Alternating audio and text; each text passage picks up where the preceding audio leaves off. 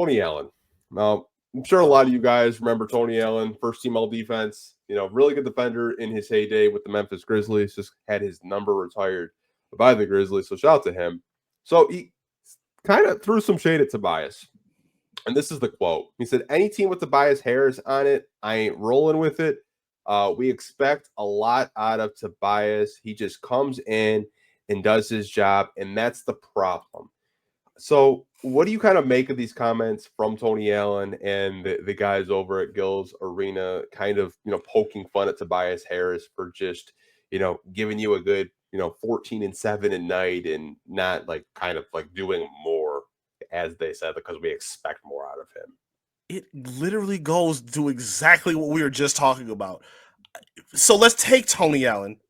First team all defense. He made that the quote. That was his career. He put all his pride in defense. He put all his pride in that being the backbone of that Memphis Grizzly team, who I think was there with him. I think Zach Randolph was there too. Like that was their thing. And his criticism, so again, of Tobias, I think he also talked about how much money he's making and his expectation. Well, if I was there on the couch, I would ask him how much money is he making now? Because I guarantee he wouldn't know. He's making $50 million on 2 years. That's not that much money, even for the 2-year span. And on top of that, I've been saying it all season, Tobias Harris is playing the best defense of his entire career, and it's serving wonders for this basketball team right now. So again, if you do have a problem with teams that he's on and whatnot, you can maybe make that argument for what he was, the expectation that was put on him for Philly, which I think is more of a Philly problem than a him problem. But what he's doing right now doesn't mean anything to what you just said because it's not factual. It's not the truth. The defense he's playing, the way his game has adjusted offensively, like he was for a while just kind of being used as like a standstill shooter, a stretch forward that's just creating his own stuff off the perimeter. But JB has adjusted his game to playing in the post, hovering around the rim, playing in the paint, and relying on defense as well. He's also having, I think, one of his best rebounding seasons. Like those little intangible things, you would think the guy from the grind city Memphis Grizzlies would be able to respect and appreciate. It just shows you're not paying attention. Y'all just up there yapping. That's exactly what we're talking about. And I even messaged Josiah on his Instagram. I didn't think he was going to respond, but hey, get a Hail Mary when you can. I brought up the idea, bruh, bring some beat reporters on to talk about these things. If y'all don't want to talk about it, if you don't want to watch, that's fine. But if you want to help set up the next generation with, proper media exposure or at least getting the proper coverage for these teams, bring somebody on to do a quick spot for 10 minutes. That's easy work. And I don't think anyone would say no, paid or not, whatever it would be. But y'all not even trying to do the work. You just up there yapping and saying whatever. Like I understand barbershop conversations having their value and like what they mean, but bro, you got a camera on you. You used to play for this team. Like you have to have some kind of knowledge to what you're talking about. And y'all just yapping, like just being loud and wrong. Like that was, I saw that clip, but I thought it was embarrassing. Tobias has absolutely outplayed all of that slander. I remember all the jokes when he got cut by Philly and he went in free agency and everyone said, oh, the Pistons are going to overpay him and he's going to be the clown show. And Tobias has been fantastic for this team. He's been fantastic on all levels. And if anybody who doesn't know that, it's because you're not watching. And that's my problem. I think when I saw this comment, Tony Allen is pocket watching, and he's pissed that Tobias has made over $300 million in his career, and he hasn't. That's the way I looked at it. Like, right. Has Tobias Harris underperformed in the playoffs as of late with the 76ers? You could have that argument. You could have that debate, 100%. Sure.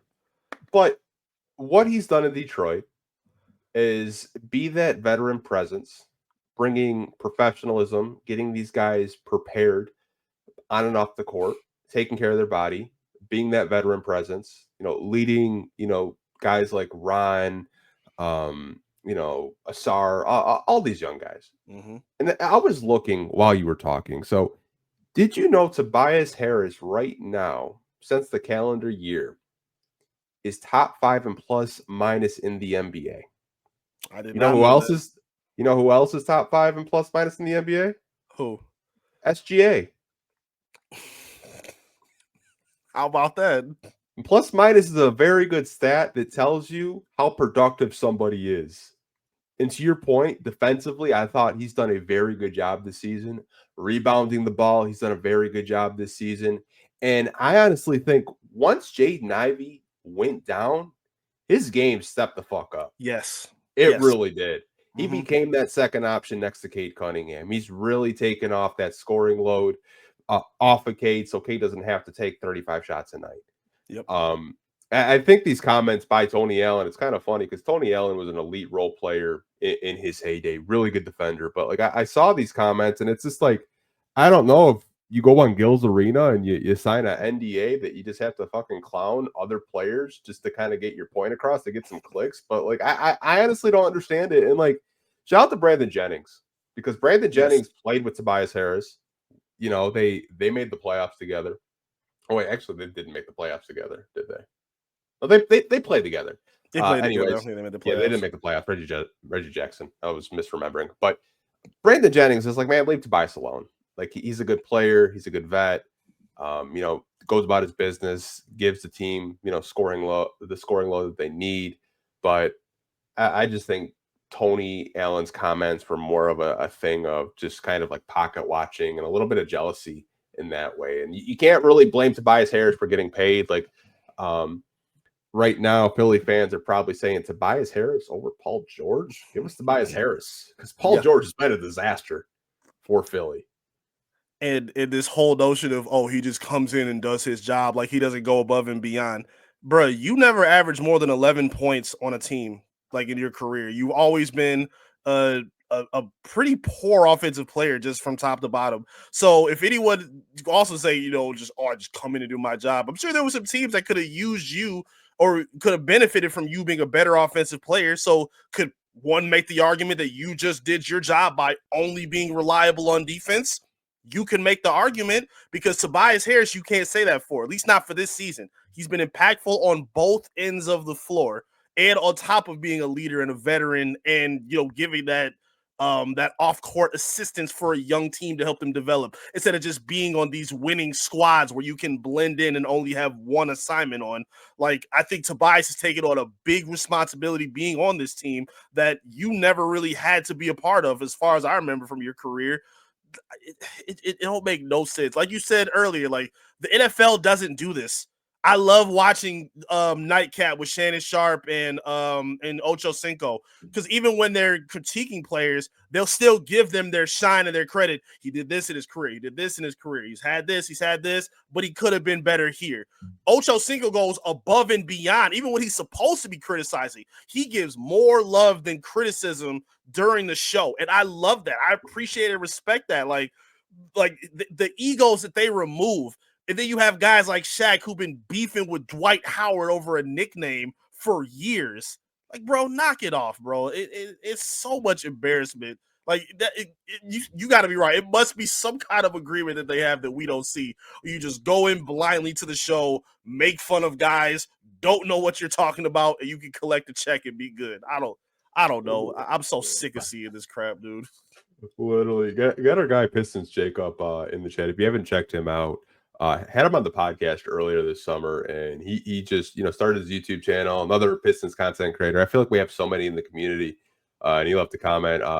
My dad has been on the No One Is Talking About how great Tobias defense train all year. Like, yeah, defensively, like I didn't really have that like on my bingo card of Tobias Harris stepping up defensively because we saw him, in his first stint in Detroit when they did make the playoffs. Obviously, he was scoring a little bit more, but he wasn't really known for his defense. But I think as he's gotten older, he's added a little bit more weight.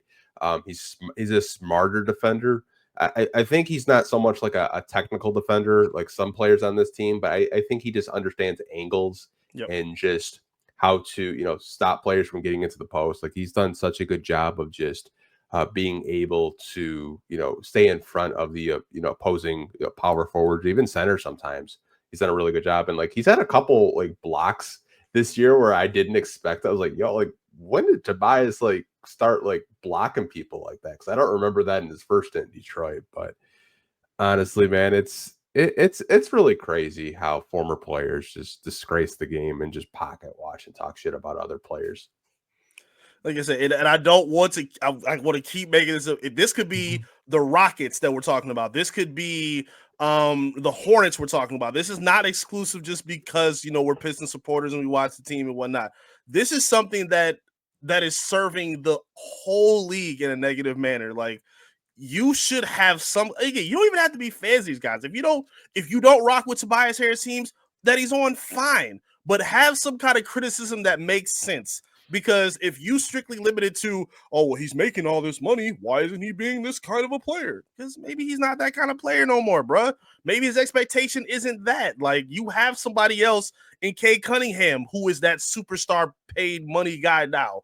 So you don't have those kind of same lofty expectations. And again, knowing what your identity was in the NBA, you should be able to appreciate somebody like Tobias, who's turned himself into a defensive-minded player who can also still get you some buckets on a night-to-night basis. Yeah, since the Ivy injury, like the running joke about what Tobias was corner threes and like his shooting and whatnot, those jokes have gone away now. Like I haven't seen that on Twitter.